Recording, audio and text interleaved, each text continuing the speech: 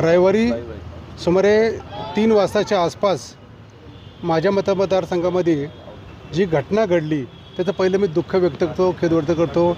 त्या कुटुंबियाच्या दुःखामध्ये मीही सहभागी आहे, मीही संवेदनशील त्याबद्दल आहे.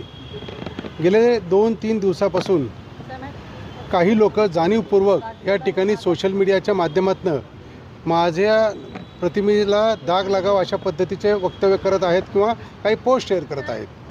त्याचा खुलासा आणि त्याची माहिती देण्यासाठी मी आपल्याला या ठिकाणी आलेलो आहोत. खरं तर मी आपल्याला सांगू इच्छितो की रविवारी रात्री 3:21 रात्रीच्या माझ्या PNचा मला फोन आला. आपल्या मतदारसंघामध्ये कल्याणनगर भागामध्ये एक मोठा ॲक्सिडेंट झालेला आहे आणि त्याच्यानंतर बऱ्याचशा कार्यकर्त्यांचे फोन आले. त्यामध्ये मला एक कॉल विशाल अग्रवालांचा पण होता. त्यांच्याकडनं ही माहिती देण्यात आली की माझ्या मुलाचा ॲक्सिडेंट झालेला आहे, त्याला पब्लिकनी खूप मारलं आणि पोलीस स्टेशनला नेलेलं आहे, तर प्लीज आपण या ठिकाणी येता का. त्यानंतर मी त्या ठिकाणी घरी निघालो. पहिले घटनास्थळी गेलो, तिथून सर्वजण या ठिकाणी पोलीस स्टेशनला गेले होते. मी सुद्धा त्या ठिकाणी पोलीस स्टेशनला गेलो. पोलीस स्टेशनला गेले असता त्या ठिकाणी PI साहेब अवेलेबल नव्हते. तर मी तिथं माहिती घेतली असता त्यांनी म्हणले साहेब आता बाहेर गेले. तर मी त्यांना फोन लावला, त्यांच्याकडनं माहिती मिळाली त्या जखमींना घेऊन त्या ठिकाणी ते हॉस्पिटलला गेलेले आहेत. तर मी त्यानंतर तिकडं निघायचा, मी तिकडे येतो अशा पद्धतीने त्यांना सांगितलं. तर PI साहेबांनीच मला म्हणले 10 ते 15 मिनटात मीच पोलीस स्टेशनला येत आहे, तर तुम्ही तिथेच थांबा. आणि तसं ते आलेसुद्धा. आल्यानंतर मी त्या ठिकाणी त्यांच्याशी जाऊन भेटलो, पूर्ण घटनाक्रम त्यांच्याकडनं माहिती केला. त्यांनी त्या ठिकाणी मला माहिती दिली की ह्या ॲक्सिडेंटमध्ये 2 युवकांचा या ठिकाणी मृत्यू झालेला आहे आणि ती जी कार आहे ती कार तो लहान मुलगा चालवत होता आणि तशी एव्हिडन्स त्यांना किंवा प्रत्यक्षदर्शींनी त्यांना माहिती दिली होती. तर अशा ह्या केसमध्ये आपल्याला गुन्हा दाखल करावा लागेल असं त्यांनी मला याची पूर्ण माहिती दिली. त्यानंतर मी त्यांना म्हणलो कायदेशीर जे काय कारवाई आहे आपण त्या ठिकाणी करावी. आणि एवढे बोलून मी त्या कुटुंबियाच्या व्यक्तींनाही सांगितलं ही सिरियस बाब आहे आणि ह्याच्यामध्ये तुम्हाला कायद्याच्या हिशोबाने पुढे जावं लागेल. आणि त्यांना हे सांगून त्याच्यावरती साहेबांना सांगितलं की आपण या ठिकाणी गुन्हा दाखल आपल्या पद्धतीने करावा. तुमच्यावरती जे काही ज्या पद्धतीने आरोप लावले, मी अजून एक सांगू इच्छितो की काही लोक या ठिकाणी पब संदर्भात बोलत होते. आपल्या माध्यमातून पण मी विधिमंडळामध्ये बऱ्याच वेळा ह्या पब संदर्भातली आवाज उठवलेला होता. मागच्या वर्षी मे महिन्यामध्ये कल्याणनगर स्वच्छ असोसिएशनच्या सर्व सभासदांसह मी अमिताभ गुप्ता साहेबांना भेट घेतली होती आणि या पब संदर्भात जे नाईट लाईफ आहे हे बंद व्हावं याच्यासाठी त्यांच्याकडे मी भेट घेऊन मीटिंग घेऊन त्यांना सांगितलं.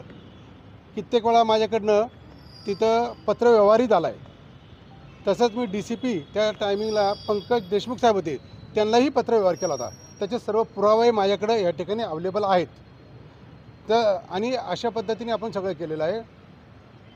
अग्रवाल हे तुमचे मित्र आहेत, तुमची जी व्यावसायिक आहे तुमची भागीदारी याच्यामध्ये आहे का असं सुद्धा आता आरोप होते, म्हणून तुम्ही त्यांना वाचवायला गेले. राजकीय क्षेत्रामध्ये मी प्रवेश करायच्या अगोदर ज्यावेळेस मी नोकरी करत होतो त्या काळामध्ये मी त्यांच्याकडे काम करत होतो. इंजिनियर म्हणून ज्यावेळेस मी पासआउट झालो त्यानंतर मी त्यांच्याकडे काम केलं होतं. एवढी माझी ओळख आहे आणि ते माझ्या मतदारसंघातले एक मतदारसुद्धा आहे. पण त्यांचे आणि तुमचे व्यावसायिक संबंध आहेत असा देखील एक आरोप केला जातो, याच्यामध्ये काय? एक लोकप्रतिनिधी म्हणून मी प्रत्येक व्यक्तीला या ठिकाणी ज्यावेळेस त्यांचा कॉल येतो तर आम्ही त्यांना मदत करायला तिथे जात असतो. व्यावसायिक संबंध म्हणला तर त्यांचा माझा फक्त नोकरी आणि त्यांच्याकडे काम केलं होतं एवढा माझा त्यांचा संबंध आहे. अग्रवाल यांचा तुम्हाला कॉल आला, तुम्ही त्यांच्याशी कॉन्टॅक्ट केला, पण जे पीडित होते ज्यांचे 2 जण यामध्ये बळी गेले त्यांचे आई वडील सुद्धा पोलीस स्टेशनच्या तिथं आलेले होते, त्यांच्याशी तुम्ही संपर्क केला का? त्यांचे हे सगळं खोटं आहे. त्यांचे आई वडील इथे नव्हते. मी माहिती घेतली, हॉस्पिटलमध्ये पण माहिती घेतली PI साहेबांकडनं. त्यावेळेस त्यांना डेड बॉडी त्यांची ससूनला नेली गेली हे सांगितलं. त्यांचे आईवडील इथे नव्हते. माझ्याच कार्यकर्त्यांनी तिथं मदत करण्याचं, हॉस्पिटल लवकर त्यांना घेऊन जा अशा पद्धतीने करत होतं. तिथे ठेवण्याचं ही मदत माझ्याच कार्यकर्त्यांनी या ठिकाणी केली. साधारण अपघात झाल्यानंतर आपण पोलीस स्टेशनला जाणं अपेक्षित आहे की रुग्णालयात? नाही, मी अपघात झाल्यानंतर मी त्या ठिकाणी पहिलं घटनास्थळी गेलो आणि त्यानंतर मला कळालं की ते कुठे आहे आणि तसं मी PI साहेबांकडून माहिती घेतली. तर या सगळ्या याच्यामध्ये तुम्ही जसं म्हणता की तुमचं बदनामी किंवा नाव खराब करण्याचा प्रयत्न केला जातो, कोण याच्या पाठीमागे? बरेच सोशल मीडियामध्ये आहेत. बऱ्याच जणांनी टाकलेला आहे. मी वैयक्तिक असं कोण नाही, पण बऱ्याच जणांनी टाकलेलं आहे. असे आरोप लावले जातात की आरोपी पिझ्झा बर्गर तशी आपल्याला आता आपले गृहमंत्री असतील किंवा कमिशनर साहेब असतील, त्यांच्याकडे सगळे CC फुटेज अवेलेबल आहे. ज्यांनी कुणी त्या दिला असेल त्याच्यावरती कारवाई करा. CCTV फुटेज खुलं करण्याची तुम्ही मागणी करणार का? हो करणार ना, का नाही करणार, करणार. ओके एक हिंदी पट्टी.